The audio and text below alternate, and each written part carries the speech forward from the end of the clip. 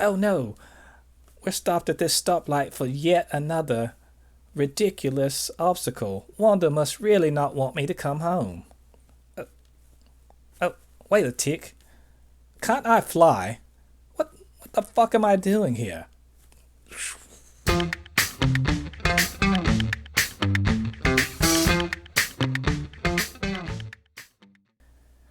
Welcome back, all you Fabricans and Fleshbags, to the super not funny show reacts. I am Jen Thépuppét, your friendly neighborhood fabricant and commenter extraordinaire on all things pop culture. Today, I'll be giving you my thoughts on episode 7 of WandaVision, streaming on Disney Plus, entitled Breaking the Fourth Wall. Was it good? Was it bad? And should you be watching? Let's find out, because I have opinions about things.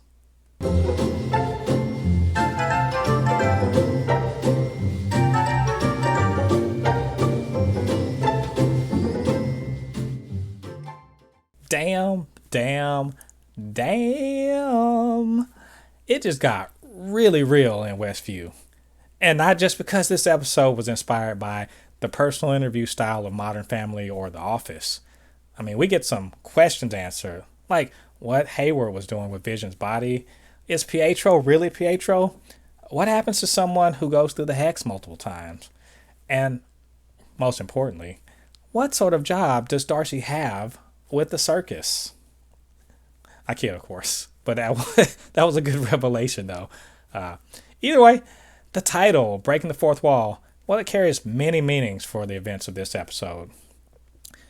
Wanda's no longer pretending like she's not running things, especially as her control slips and even weirder, if that's even possible, things begin to happen. We see that the twins and Agnes, they definitely notice what the hell's going on. Then you have Vision and Darcy that are definitely in on it, especially once, Darcy is able to overcome her control.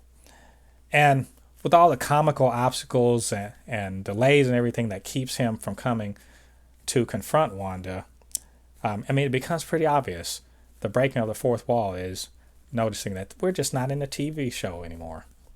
Meanwhile, you have Monica and Jimmy on the outside of the hex who are literally trying to break through that fourth wall.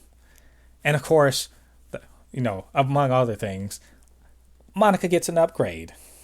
So it's another huge episode after a previously huge episode. There's just so much going on here. So many developments. So much character development. You see Wanda's troubles with her powers. Her confrontation with Monica, who does manage to get in, and she's not quite the same as she was before. And, the traveling Darcy and Vision show, which was a hoot. It's all of that's very, very much fun. But it all pales in comparison to that final big reveal about Agnes. Let's not sugarcoat it. Huge reveal, even if, hey, you probably called it. Come up to it. Doesn't make it any less huge. And of course, just to put the icing on the cake, Pietro might have a few things to say to a certain Monica Rambeau. Ooh, it's gonna be thick and it's gonna be hot next time around. We're gonna see what's going down. So things are heating up for the penultimate episode, episode 8. I wish I could say more, really, but anything more I say, any more comments I make, just gonna be spoilery. All I'm just gonna say is, hey, go watch the damn episode. It's great. The episode was awesome. It's the whole lot of things happen. It is just really, it's delivering. This is fine TV.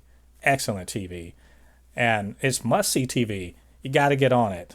So, don't want to be spoiled. Go watch the dang episode and come back for my spoiler comments. But that is all my non-spoilery review of it. Thank you for joining me. If you liked it, please hit the like button down below. And of course, you can always comment. Let me know what you think about this particular review. If you're not subscribed, hit that subscribe button. We really appreciate that. And hit the notification button so you'll be aware when we drop new content. So that's it for all the spoiler-free stuff. So if you don't want to be spoiled, get on out of here. And we'll see you next time on the Super Not Funny Show. Oh, and before I forget, if you want to contact us, it's by email, supernotfunnyshow@gmail.com, and at supernotfunnys1 on Twitter. We'll see you next time.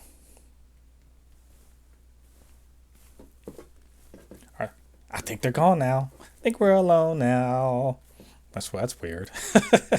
All right, you know what time it is. All right, stop. Spoiler time. Let's get into it. There's a ton of stuff to talk about in this. There's a long list. My notes are long, so let's get into it. Hey, it's the fourth wall's broke.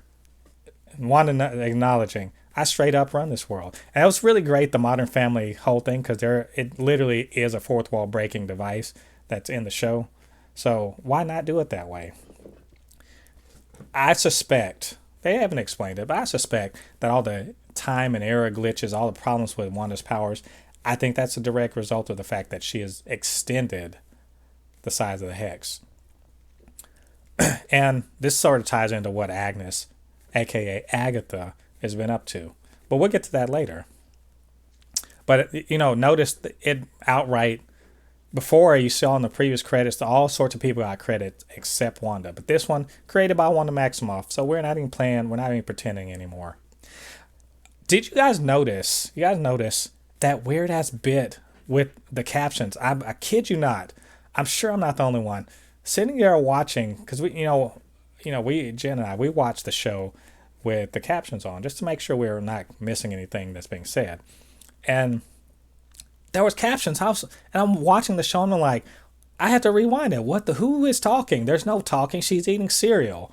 And she notices the caption. It's like it's captions from like a TV show, a morning news show or something, talking about the day after Halloween. So weird. And just little bits like that, little details like that. That this show is just, they're thinking about everything. It's nice to know. So I guess we get an answer. What's Hayward up to? Oh, he just wants to make, Vision again because he's a sentient weapon. Duh, sentient weapon, observation and response to Vision. So, duh.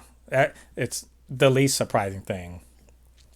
Loved Darcy in this episode as the sounding board for Vision, but also she's a sassy escape artist. I'd watch an episode of that.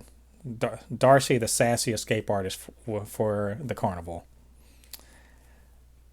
We get a little more. Is this confirmation, not confirmation, or whatever of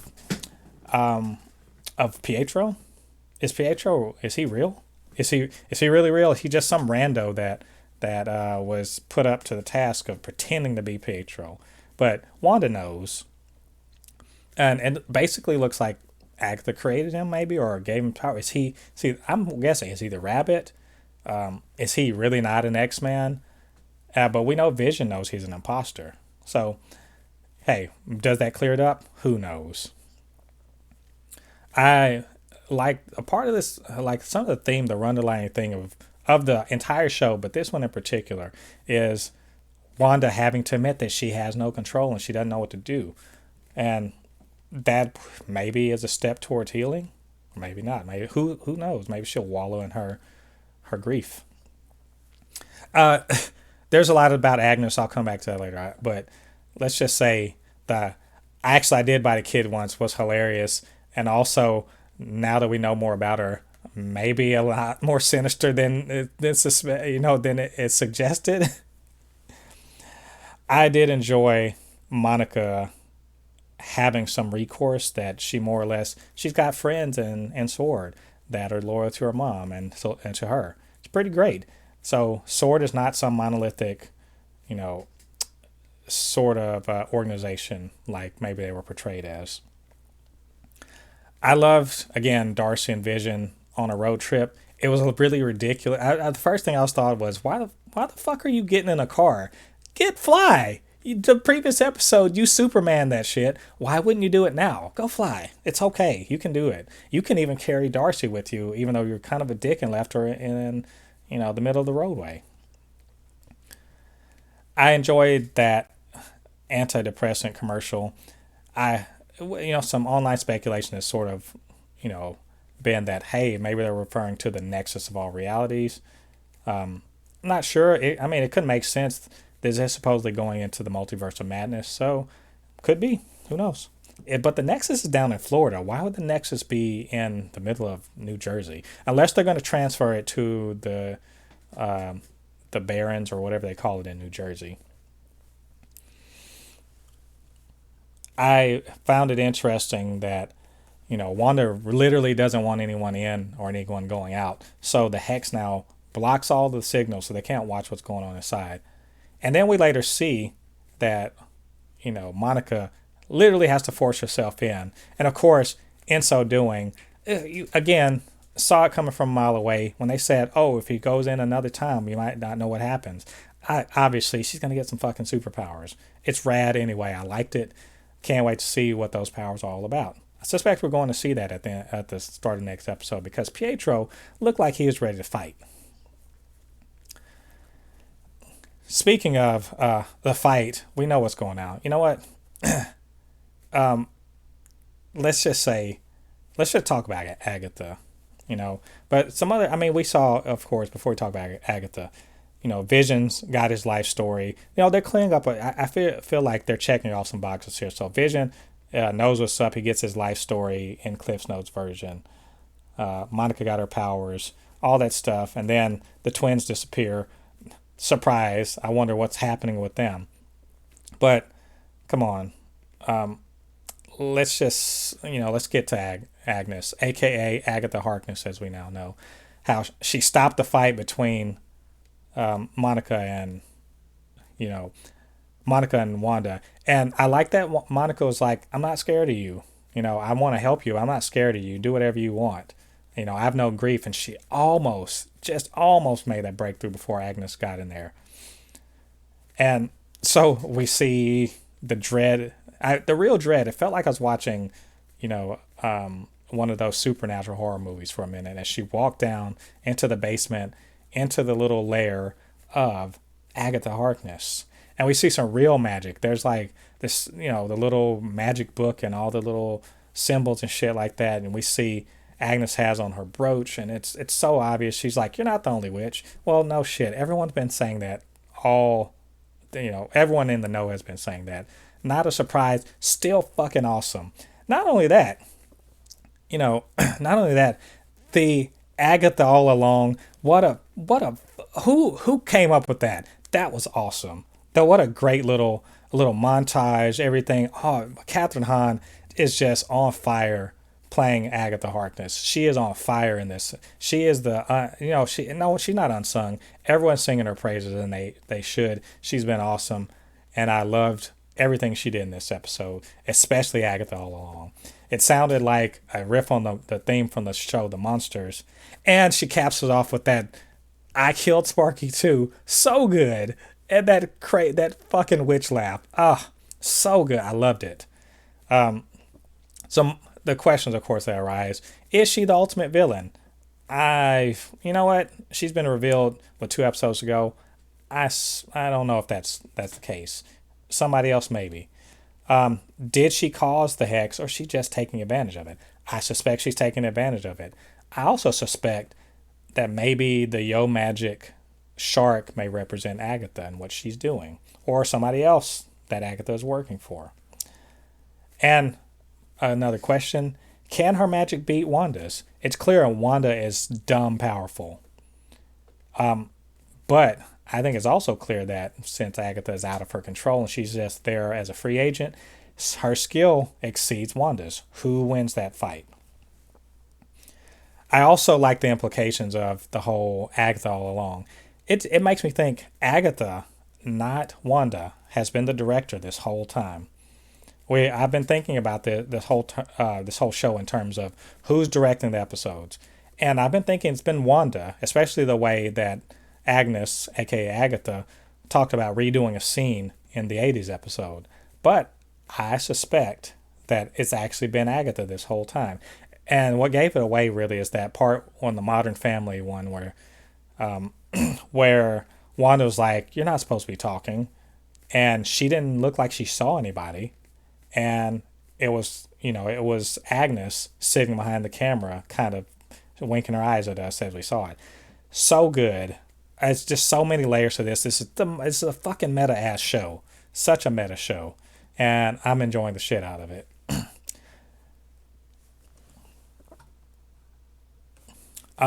And I think, last but not least, little speculation is Agatha's amulet an amulet of protection? Is that what's keeping her, protected from Wanda's powers? Is that keeping Wanda and Billy's magic from working on her? What is magic? You know what? They need to explain some stuff. And, a bit of speculation. I really, really, really hope they don't make her the big bad, because big bads always seem to die. And, you know, the mystical side of the Marvel Universe could really use more Agatha Harkness. And just to be honest, dang it, I don't want Catherine Hahn to disappear from the MCU. She's been so awesome in this. We need more of her, not less. So Marvel, I'm begging you, don't kill her off. Defeat her or something, whatever. Have her team up with Mordo. I don't care. Let's just keep Agatha Harkness around because she makes everything better. All right, so that's all my spoilery, speculation-y thoughts on episode 7 of WandaVision. I'm sure there's a lot you guys are thinking about and got to talk about. But if you would, hit that like button. Let me know how you feel about this episode. And of course, you can always hit me up in the comments and we can chop it up down there. Or always, you can hit me up on email, supernotfunnyshow@gmail.com, or at supernotfunnys1 on Twitter. Let's get out there and speculate and whatever. But not speculate too hard and get all disappointed like some people did this week that this episode didn't show Reed Richards or whatever. You know what? This episode was great. The fact that you didn't get the episode that you wrote in your head doesn't make it not great. At least in my opinion. So that's all of my thoughts for this time. Thank you for joining me on Super Not Funny Show Reviews. Of course, we'll be back next week with episode 8 of WandaVision, and we'll get deep into that then. So, thanks again, all you Fabricans and Fleshbags, and I have been Jen Thépuppét, your commenter extraordinaire on all things pop culture, and of course your resident Fabricant. And I will see you guys on the other side of the thread. Peace.